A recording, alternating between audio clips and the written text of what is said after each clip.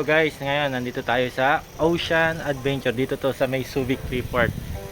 So samahan nyo kami. Pasok tayo doon mamaya. So see you guys.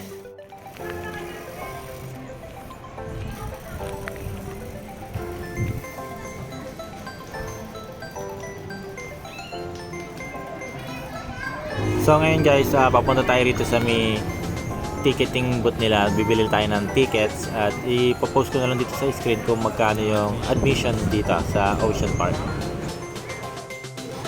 Sir, kindly count po 8.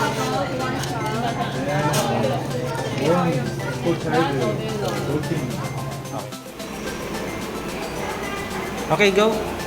So ayan nga guys, excited na yung ating mga chikiting na pumasok dito sa Ocean Park. So I hope na mag-enjoy sila rito. So samahan nyo kami dito sa ating adventure na naman. So kita-kita ulit tayo guys.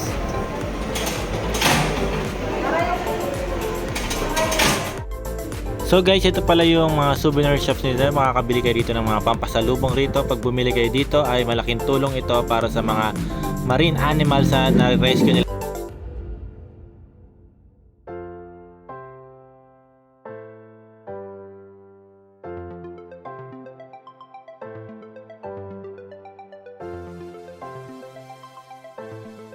Okay guys, dito tayo ngayon sa loob ng Ocean Adventure.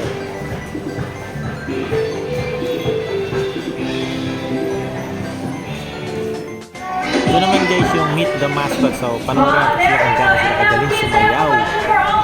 Enjoy kayo rito sa ating video guys.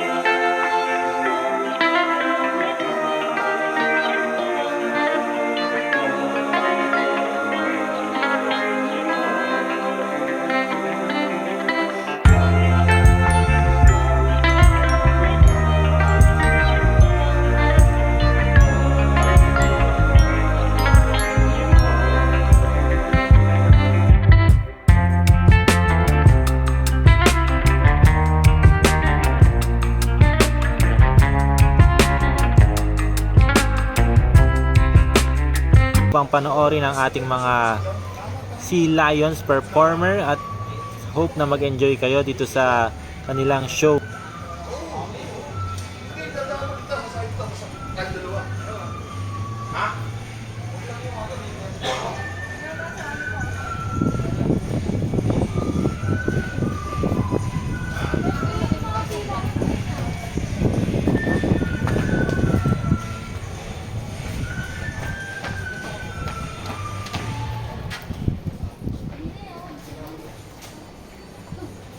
Okay,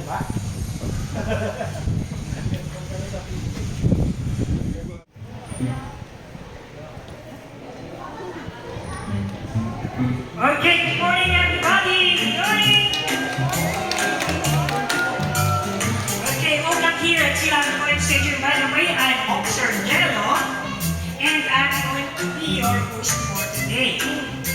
So folks, here at Ocean Adventure, we have 9 South American sea lions, and right now you are going to meet one of them. So folks, are you ready? Yes, are you excited? Yes! Okay! I want you to meet Zoe. Okay, folks, Zoe is a female South American sea lions, and she is 16 years old. Hi, Zoe. Hi. Alright, so folks, training is very important to prevent the urine to give them the best care possible. That's how we train our animals here at Ocean Adventure. We do a positive reinforcement, which means we give something they like or want by doing a good behavior or a correct response. And in training, we also use three tools. So first, we have the target. Alright, the target is the point of reference which the animal touches, balance, and goes to. Just like that. So folks, you can also use your hand as a target as well. Alright, our second tool is the whistle. Right? Okay, we use the whistle to communicate with our animals. And it also signals, it also signals for this. Okay, folks, our last tool is reward. So reward, it is anything that the subject likes or wants. In this case, so we want fish, a gentle pet or rub, verbal phrases such as, and even her in points. Alright, so folks, now that you know the basic tools and principles in training, let's demonstrate. Okay, folks, let's say we would like to teach, so we need to do a learned behavior. Just like that. So folks, how do we do that? So first, we start with small steps. First, we will let, so we touch the target around, just like that. Use the whistle and turn it on. Okay, next step, same process, but this time do a halfway turn. Halfway turn, please.